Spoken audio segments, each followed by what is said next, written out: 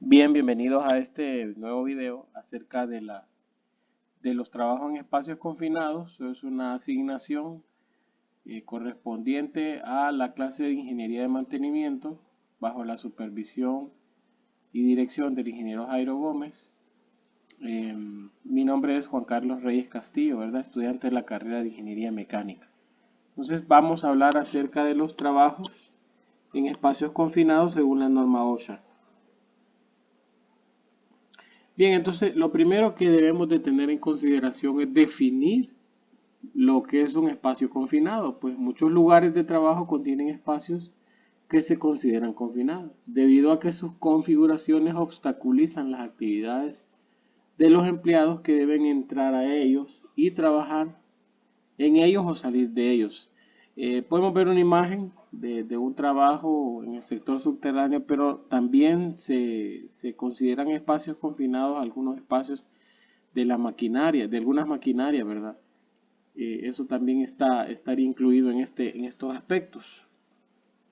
Bien, en muchas ocasiones los empleados que trabajan en espacios confinados también enfrentan un riesgo mayor de exposición a lesiones físicas serias por riesgos como atrapamiento, sumersión, condiciones atmosféricas peligrosas. Por ejemplo, los empleados que trabajan en la limpieza de los acueductos, ¿verdad? Que se obstruyen, entonces ellos podrían estar corriendo estos riesgos. Los términos espacio confinado con permiso requerido o espacio con permiso se refieren a los espacios que cumplen con la definición PR OSHA del espacio confinado y que contienen riesgos de salud o de seguridad. Las normas PR OSHA para espacios confinados contienen los requisitos para prácticas y procedimientos para proteger a los empleados en la industria en general contra riesgos de entrar a espacios con permiso, personal autorizado solamente o utilizar medios igualmente efectivos. Por ejemplo, voy a hablarles un poco acerca del ingreso, por ejemplo, de los, como les decía, a maquinarias y también el ingreso a espacios en sectores industriales.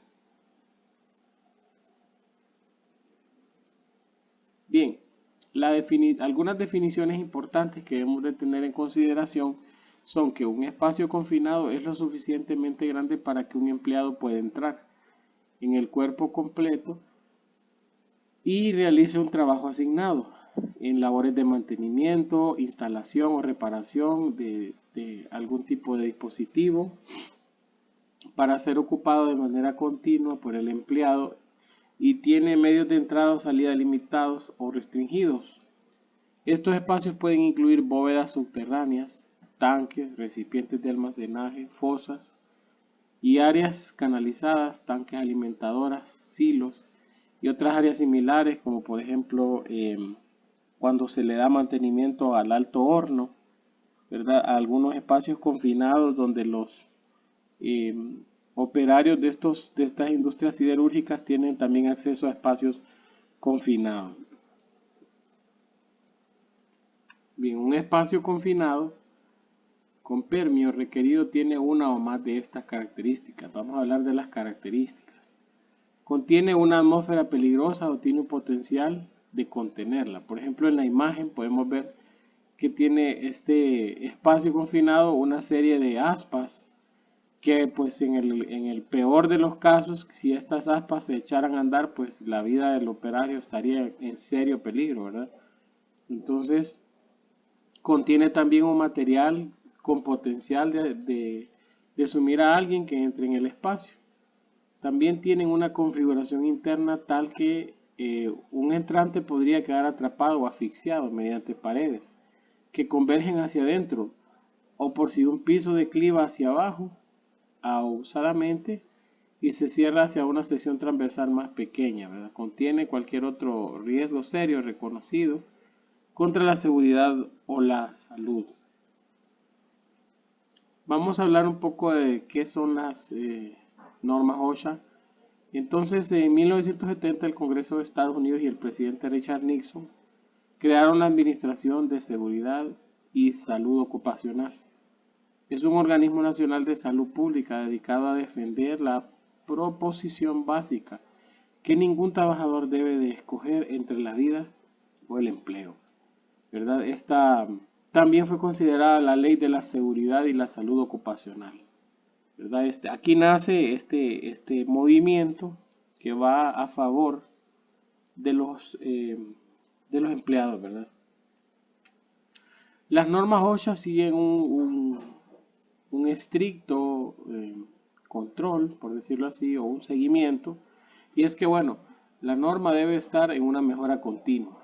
Para que haya una mejora continua debe de haber una política empresarial con respecto de lo que es la higiene y la seguridad industrial, ya que, como hemos hablado en la clase, algunas empresas no dedican renglones presupuestarios al uso de equipo de protección personal. Entonces, si la empresa tiene una política de uso de equipo de protección personal muy bien definida, entonces eso va a dar paso a que, aparte de que hayan renglones presupuestarios, habrá planificación acerca y proyecciones acerca de cómo podrían mejorarse los procesos eh, y las mejoras continuas. En este caso también hay la implementación y el funcionamiento, ¿verdad?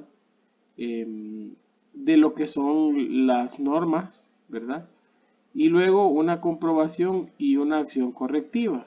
Y por último una revisión y luego esta revisión generará los suficientes insumos para que haya una nueva mejora continua, cambiar algunas políticas, luego planificar, luego volver a implementar y echar a andar las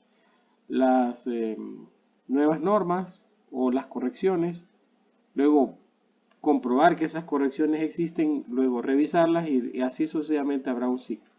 Entonces, eh, esto es muy importante porque en el caso, por ejemplo, voy a poner el caso hipotético que haya habido un accidente en la parte de la implementación y funcionamiento, ya habiendo hecho mejoras continuas. Entonces, aquí en la parte de comprobación y acción correctiva se van a hacer los apuntes necesarios, se va a revisar y luego se va a proponer una mejora continua en base a ese accidente, como estamos suponiendo, que cambiará obviamente las políticas de la empresa, porque tenemos que tener en consideración que un accidente industrial va a ocasionar diferentes consecuencias, entre ellas una consecuencia eh, económica para la empresa. Entonces, cuando hay consecuencias económicas, las empresas van a hacer que sus políticas de seguridad vayan siendo cada día más estrictas para evitar estos incidentes.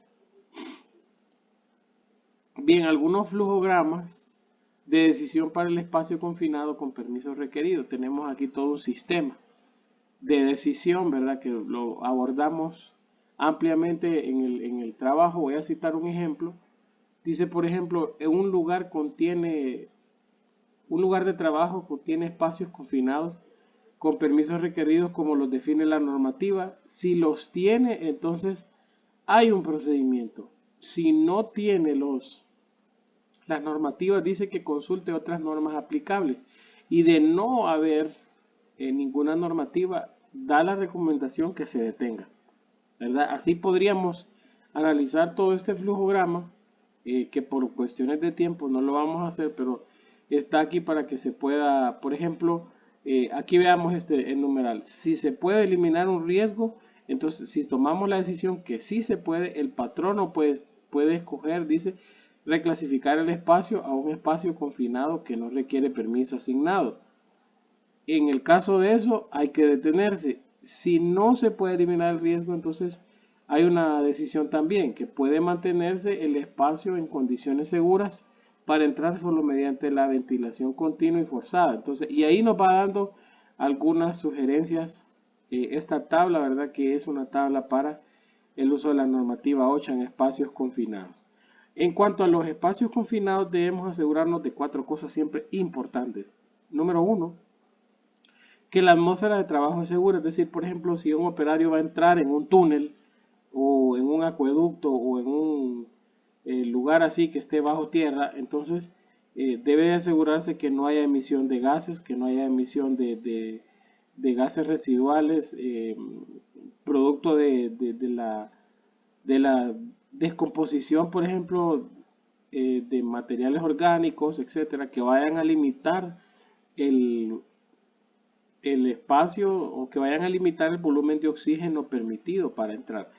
De ahí debemos de asegurarnos que haya suficiente ventilación. Recordemos que el cuerpo humano va a actuar como tapón, por decirlo de alguna manera, o como un cuerpo que obstruya la ventilación de cierto modo. Entonces tenemos que considerar eso. De lo contrario, pues entonces el operario deberá llevar su equipo de oxígeno para poderse suministrar oxígeno en lo interno del recinto.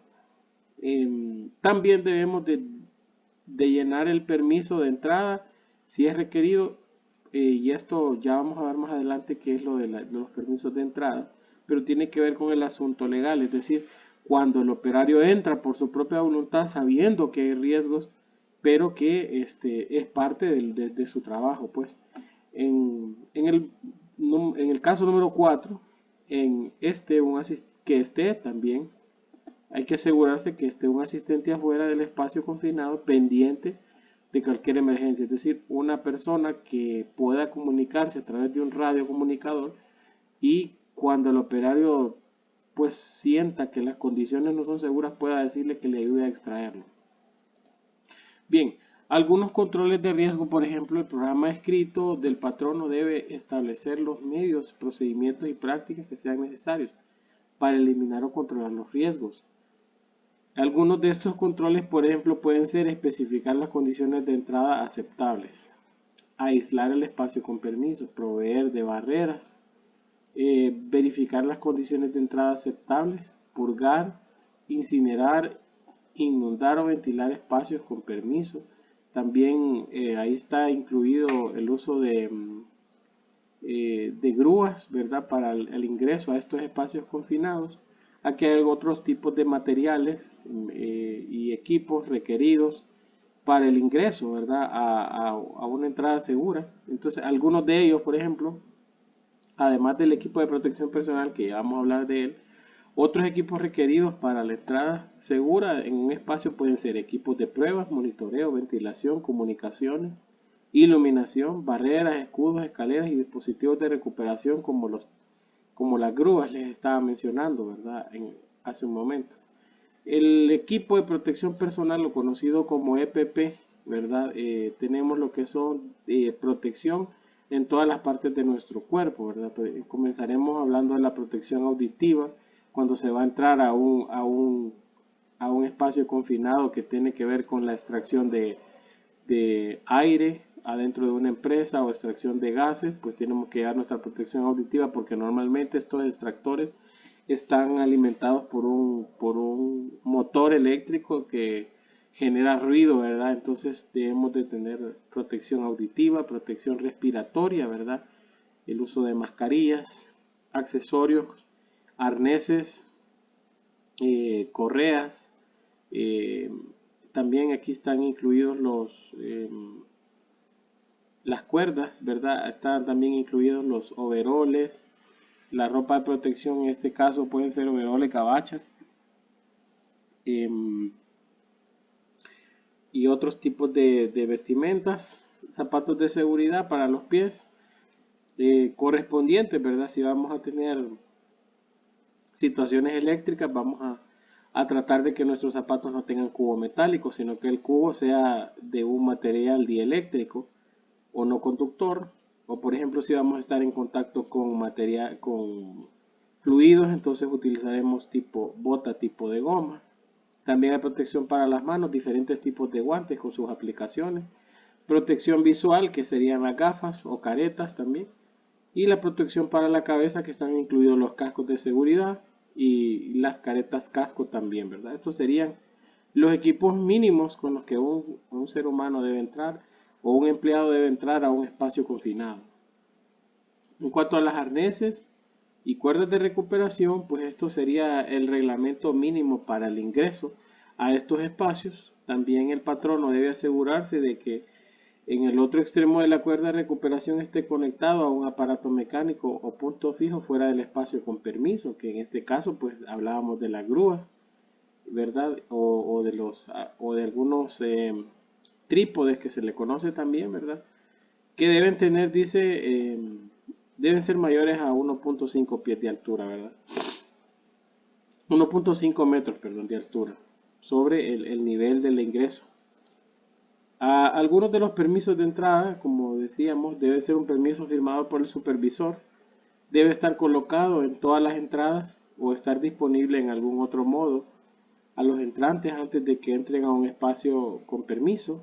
El permiso debe verificar que las preparaciones de preentrada están en la norma, se han completado, ¿verdad? La duración de los permisos de entrada no debe exceder el tiempo requerido para completar una asignación. Los permisos de entrada deben incluir, como mínimo deben incluir el nombre del espacio, los resultados de las pruebas, las iniciales o firmas de quien va a ir a examinar, las condiciones en las que entra, que pueden ser condiciones de temperatura, condiciones de humedad, condiciones de ventilación. Deben de estar incluidos los permisos de entrada que a la vez son un respaldo legal para las empresas. Los deberes asignados también deben de estar bien definidos.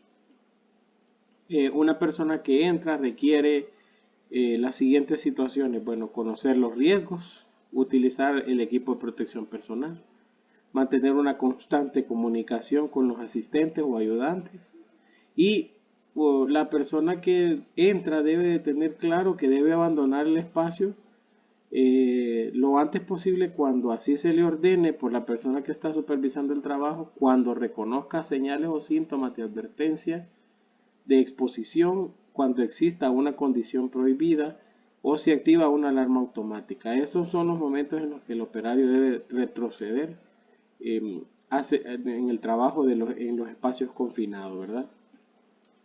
Y bueno, la bibliografía, pues nuestros dos libros de organización y gestión de mantenimiento y mantenimiento centrado en la confiabilidad, un documento tomado de un blog y las presentaciones adjuntas elaboradas por el ingeniero Jairo. Esta es mi participación acerca de los espacios confinados. Muchas gracias por su atención.